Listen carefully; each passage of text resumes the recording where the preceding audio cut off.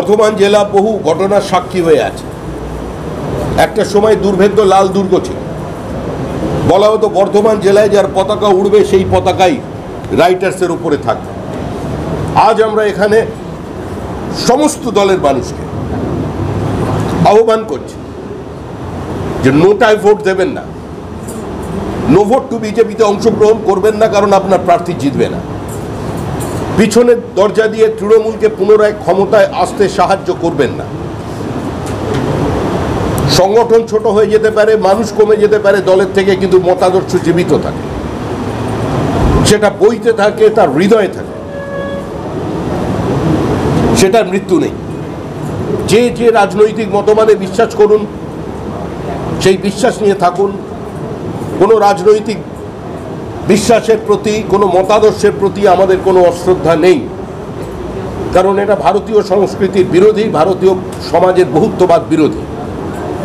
আমাদের সমাজে ভিন্ন ভিন্ন মতাদর্শ, ভিন্ন ভিন্ন ধারা আমাদের যারা চিন্তানায়ক ছিলেন হাজার হাজার বছর আগে থেকে সমান্তরালভাবে চালিয়ে নিয়ে গেছেন। কোথাও রক্তপাত হয়নি, কোথাও সংঘর্ষ হয়নি। তাই আমরা বলছি দলীয় পতাকা যাদের যা আছে বিশ্বাসটা কিছুদিনের জন্য আপনার শ্রদ্ধার আসনে বাড়ির একটু উঁচু জায়গায় রাখুন, আর এই নির্বাচনে তৃণমূলকে সরানোর জন্য এগিয়ে আসুন। তৃণমূল চলে যাবার পরে যে পলিটিক্যাল ভ্যাকুয়াম তৈরি হবে,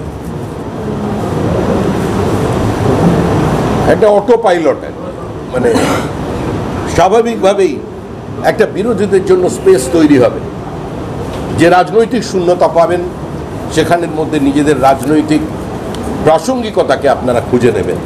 কিন্তু এই মুহূর্তে বর্ধমান জেলার মানুষের কাছে আমরা আবেদন জানাচ্ছি যে অন্তত কিছুদিনের জন্য একটু কষ্ট করে, বুকে একটু ব্যথা নিয়ে, ডান হাত দিয়ে বোতাম টিপতে কষ্ট হয়, বাঁ হাত দিয়ে টিপুন,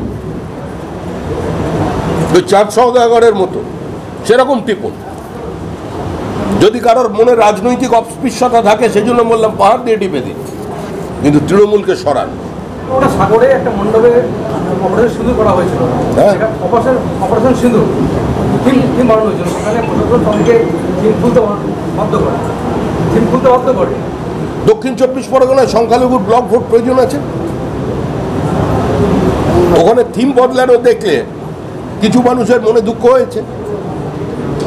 কারণ দেখেন না, আমাদের এখানে আমি বলছি না সমস্ত সংখ্যালঘু এ ধরনের, সমস্ত মুসলমানকে এক পংক্তিতে দাঁড় করানোর চেষ্টা তৃণমূলের, বিজেপির নয়।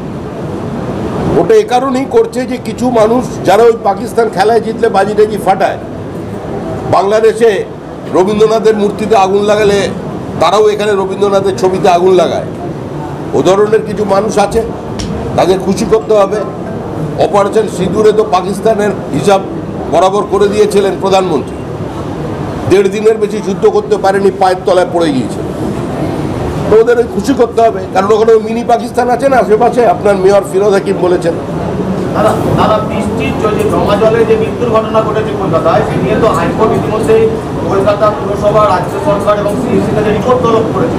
পাশাপাশি ক্ষতিপূরণ নিয়ে কি ভাবছে রাজ্য, সেটাও রিপোর্টে জানাতে হবে।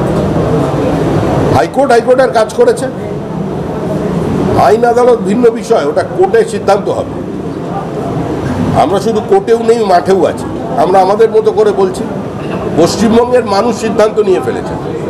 মনে রাখবেন, মানুষের জন্য আদালতের জন্ম হয়েছে, আদালতের জন্য মানুষের নয়। মানুষের আদালতে এটা প্রতিষ্ঠিত, যেটা প্রাকৃতিক বিপর্যয় নয়, এটা প্রশাসনিক বিপর্যয়। এটা তৃণমূলের ব্যর্থতা, অপদার্থতা, তাদের কারণেই ঘটনা ঘটেছে।